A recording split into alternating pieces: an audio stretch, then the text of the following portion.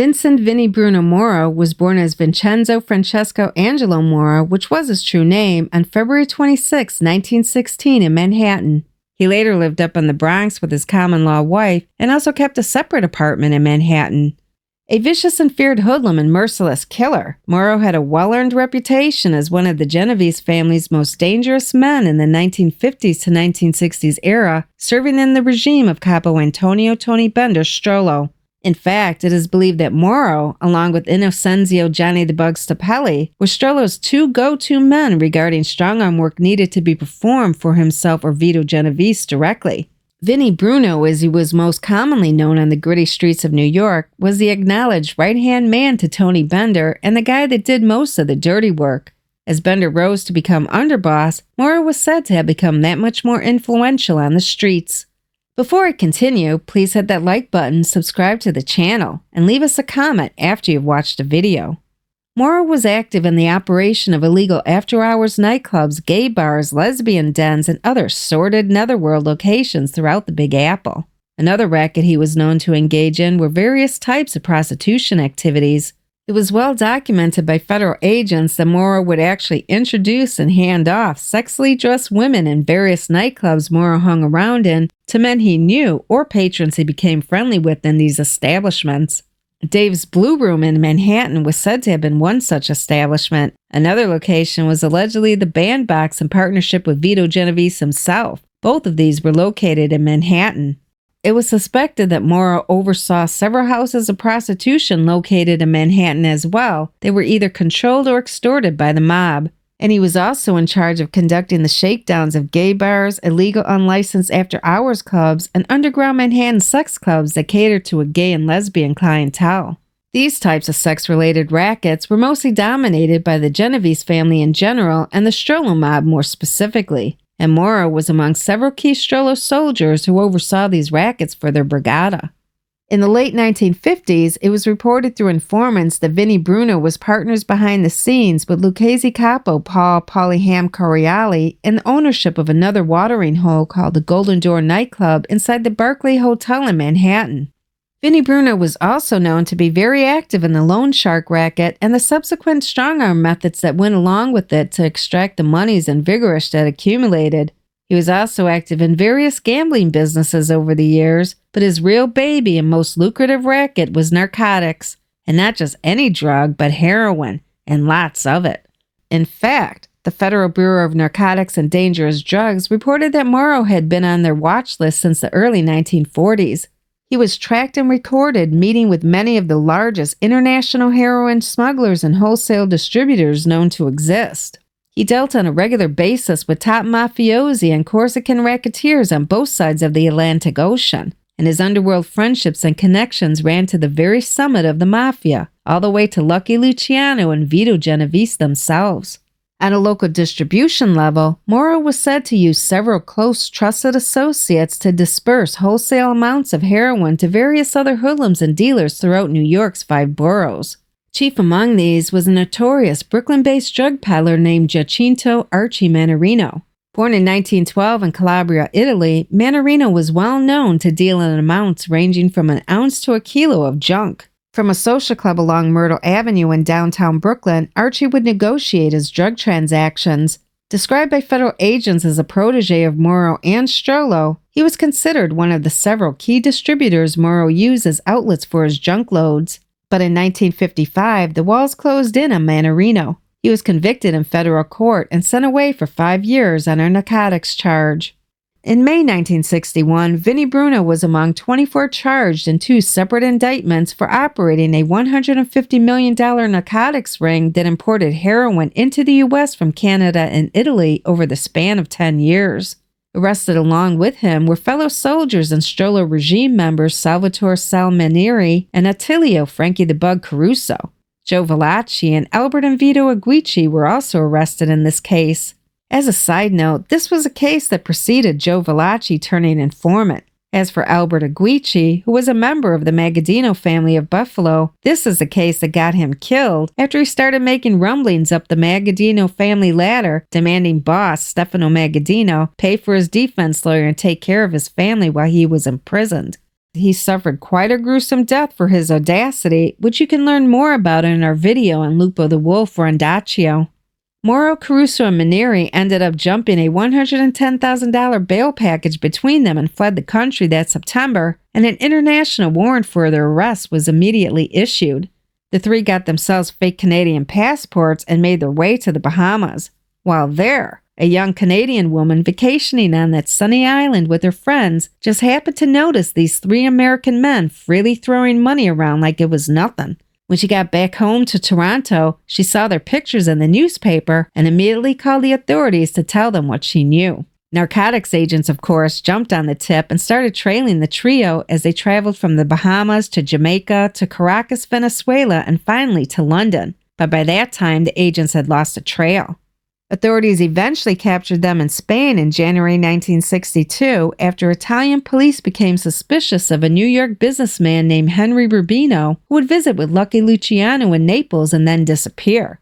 By that time, Luciano was living permanently in Naples after he was deported.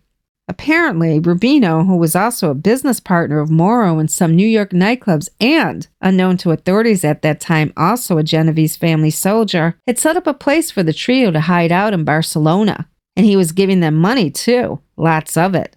When Mauro was arrested, he had $11,730 cash in his pocket. He also had a key to a safe deposit box where authorities found another $43,759 more in cash. The trio was immediately extradited back to the United States to face the music. When they arrived at New York's Idlewild Airport, now known as JFK, they were met by 45 heavily armed policemen and federal agents. One was even carrying a submachine gun because authorities had been tipped that the three were going to be murdered.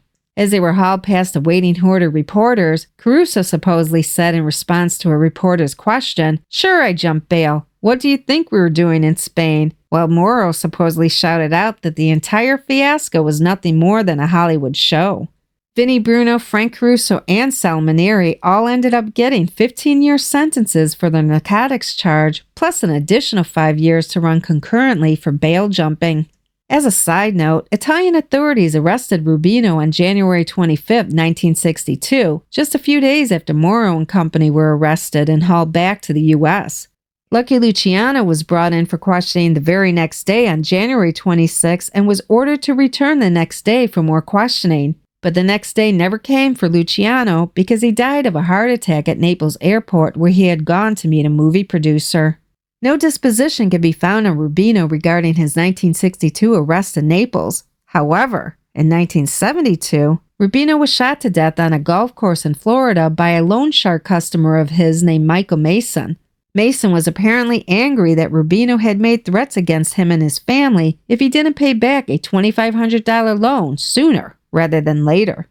Another interesting side note, when Mauro was originally arrested in this case back in 1961, he told authorities he was a talent scout for an advertising agency. Maybe he considered that part of his prostitution racket.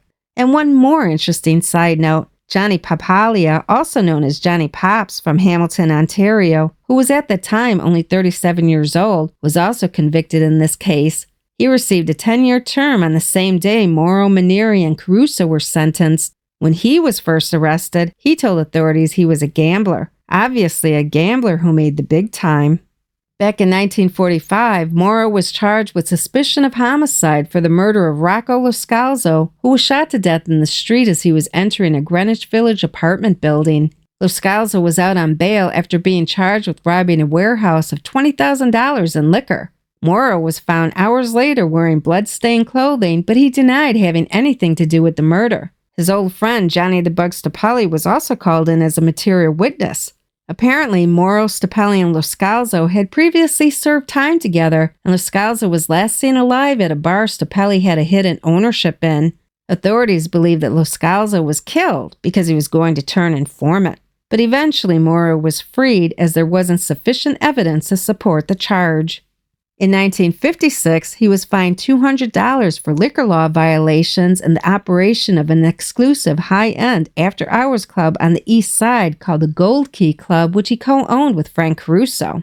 It was still in operation even in the 1970s, though at a different location with slightly different rules, when another big raid took place there where many of the bent-nose set members were arrested, and the special gold key was still the key to get in, just like in 1956. In order to get into the Gold Key Club, which not only featured after-hours drinking and dancing, but also high-end gambling, you had to have a special gold key, which was only given to very special people for a price. Think of that golden key like the golden ticket in Willy Wonka and the Chocolate Factory.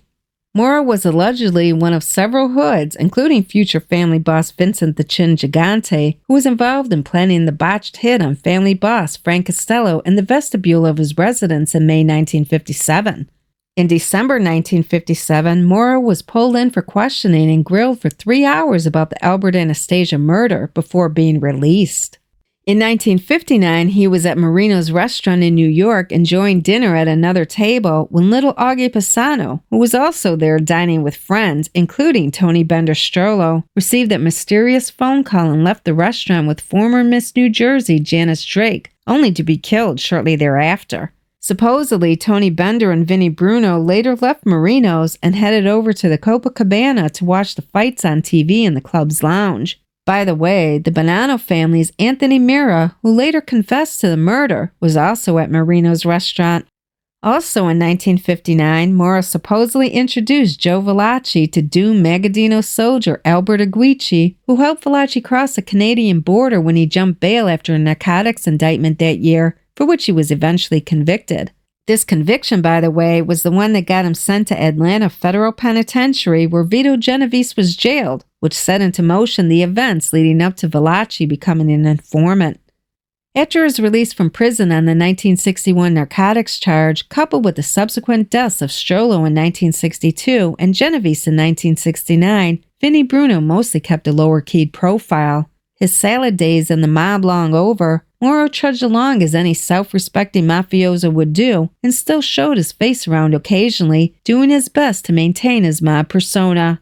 And here's another little side note. The FBI reported that had Mauro not been in jail in 1962, he too might have disappeared along with Strollo. It was said that Mauro fell out of favor with Genovese because of that drug bust.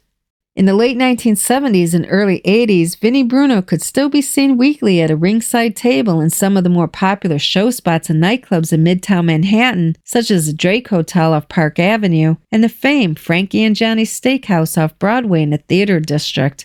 But his time in the Mafia sun had passed. Most of his contemporaries were either dead, in jail, or long retired in South Florida. He was still respected because of that button he earned decades ago, but it was a new, up-and-coming generation of hoodlums, and there was little room at the table for the likes of Vinny Bruno. Vincent Vinny Bruno Mauro died in 1994 at the age of 78. Despite their chosen professions, some mafiosi are well-liked and respected, not only by their mob brethren, but also by regular folk who have gotten to know them over the years. In other words, many have good qualities and are decent folk despite how they make their living. But by all accounts, Vinny Bruno held no such favor and garnered no such respect from anyone on either side of the street, so to speak.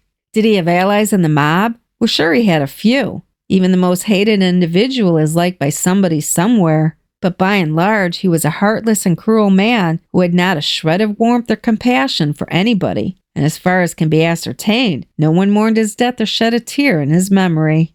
Be sure to check out our video on Mauro's associate Johnny the Bug Stapelli here on Mob Fireside Chat. And for more interesting stories about little-known mob guys and other mafia history, head on over to the Button Guys website at www.thenewyorkmafia.com. But before you go, please hit that like button, subscribe to the channel, and let us know your thoughts on Vinny Bruno in the comments below. Thank you for watching. Until next time.